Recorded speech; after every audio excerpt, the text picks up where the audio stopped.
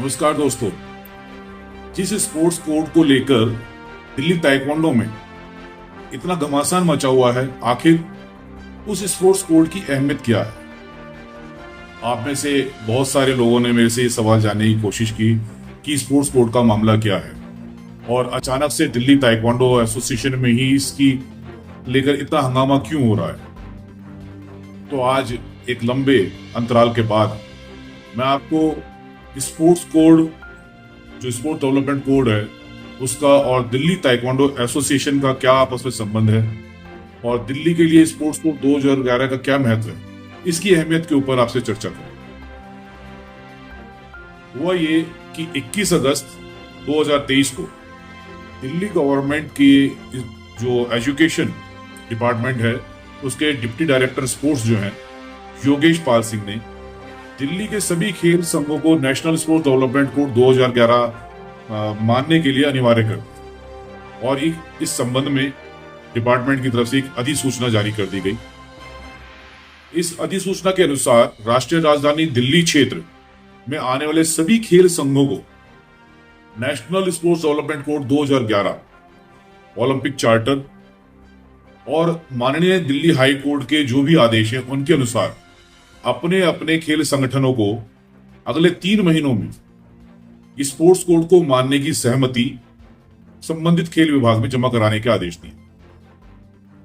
इस आदेश में sports development code 2011 के कुछ नियम और शर्तों को 12 सिलसिलेवार बिंदुओं के माध्यम से उस अधिसूचना के अंदर बताया गया,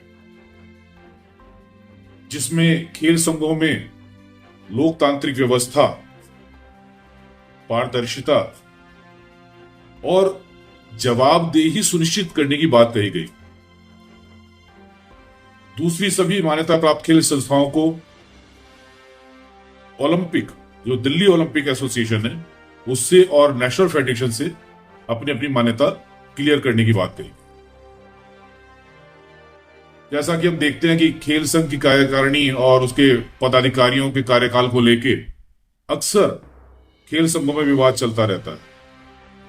कई कई वर्षों तक कुछ लोग एक ही पद पे कब्जा बनाए रहते हैं। उसको ध्यान में रख के तीसरा बिंदु जो है वो बहुत महत्वपूर्ण था, और वो बिंदु क्या है कि हर कार्यकारिणी में जो पदाधिकारी हैं उनका जो कार्यकाल है उसकी समय सीमा निश्चित होनी चाहिए, और वो जो समय सीमा है वो भी इंडियन ओलंपिक एसोसिएशन, नेशनल जो स्पोर्ट्स फेडरेशन है वो, और इन सबसे ज्यादा जो नेशनल स्पोर्ट्स डेवलपमेंट कोड 2011 है उसके अनुसार ही वो समय सीमा निर्धारित होनी चाहिए। इसमें और भी सिलसिलेवार कई बिंदु हैं। तो उसमें गुड गवर्नेंस की बात थी कि एसोसिएशंस के अंदर गुड गवर्नेंस होना चाहिए। उसमें खिलाड़ियों के चयन प्रक्रिया को लेकर स्पेशल एक बिंदु बनाया गया कि वहां पे ट्रांसपेरेंसी होनी चाहिए, खिलाड़ियों के साथ कोई भेदभाव नहीं होना चाहिए। एक इंपॉर्टेंट जो उसमें पॉइंट है वो है फाइनेंशियल, जितने भी लेन देन है, आर्थिक लेन देन जो भी है उनमें ट्रांसपेरेंसी होनी चाहिए, उनका प्रॉपर ब्यौरा होना चाहिए, जो इनकम टैक्स रिटर्न है वो भरी जानी चाहिए, बैलेंस शीट मेंटेन होनी चाहिए, और जो भी लेन देन है वो प्रॉपर तरीके से ट्रांसपेरेंट होना चाहिए। इसके अलावा चैंपियनशिप में डोप टेस्ट की बात कही गई है, और जो भी कार्यकारिणी बने उसके अंदर 25% खिलाड़ियों का होना अनिवार्य किया था।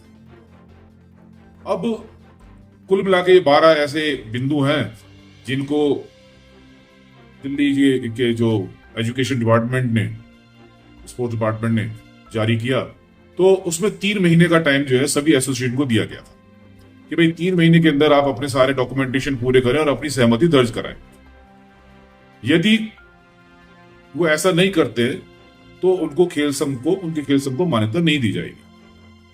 अब इसमें एक क्लॉज और भी था कि अगर कोई भी इन रूल्स रेगुलेशन का वॉयलेशन करेगा तो उसको, उसकी जो मान्यता है खेल संघ की दिल्ली के स्पोर्ट्स डिपार्टमेंट के साथ या दिल्ली ओलंपिक के साथ, उसको समाप्त कर दिया जाए।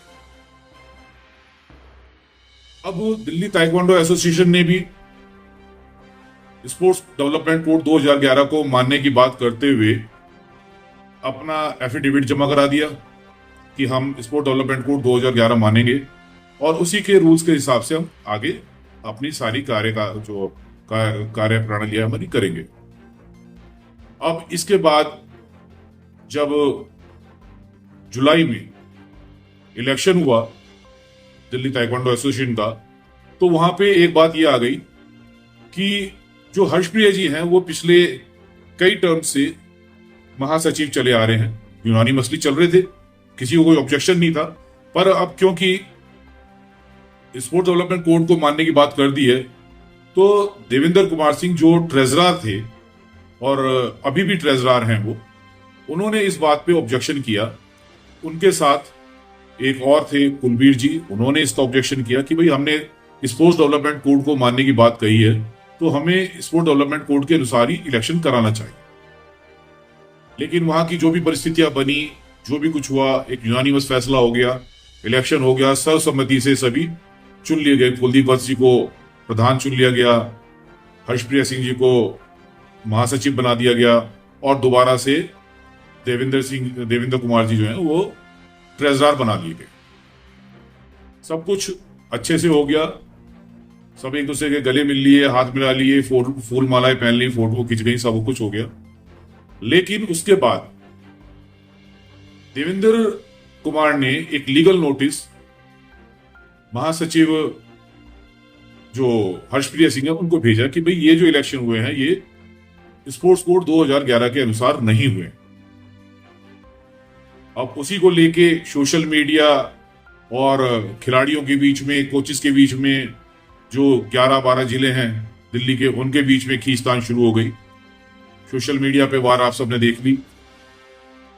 तो इस बीच जो दिल्ली ताइक्वांडो एसोसिएशन के अध्यक्ष हैं कुलदीप वत्स जी, वो सामने आए और उन्होंने सोशल मीडिया के माध्यम से एक मैसेज दिया कि भाई बहुत जल्दी हम जो है स्पोर्ट्स डेवलपमेंट कोड 2011 जो है उसी के अकॉर्डिंग दिल्ली ताइक्वांडो के चुनाव कराएंगे। तो ये बहुत अच्छी पहल है और हम उम्मीद करते हैं कि दिल्ली का ये जो ताइक्वांडो का चुनाव है ये सभी खेल संघों के लिए एक नाजीर बनेगा और सभी इस स्पोर्ट्स कोड को मानेंगे। जितने भी कई राज्यों में कई कई वर्षों से लोग कब्जा जमाए बैठे हैं, उनको भी समझ आएगी और हमारा स्पोर्ट्स डेवलपमेंट कोड जो है पूरी तरीके से लागू होगा, खिलाड़ियों को उसका फायदा होगा, नए लोगों को आगे आने का मौका मिलेगा और निश्चित तौर पर हमारा स्पोर्ट्स जो है वो डेवलप करेगा। तो इसी उम्मीद के साथ कि दिल्ली के अंदर सब कुछ बहुत जल्दी सही होगा और सभी राज्य संघों में स्पोर्ट्स कोड लागू होगा और खास तौर पर जितनी भी नेशनल फेडरेशंस हैं उनके अंदर भी स्पोर्ट्स कोड को लागू करना बहुत आवश्यक है, तभी राज्य इकाइयां भी उसको मानेंगी। तो उम्मीद है कि सब कुछ बहुत जल्दी होगा और आपको ये स्पोर्ट्स कोड का क्या मैटर है ये समझ में आ गया होगा। तो फिर मिलते हैं किसी और दूसरे टॉपिक पे, आपसे बात करते हैं। तब तक नमस्कार।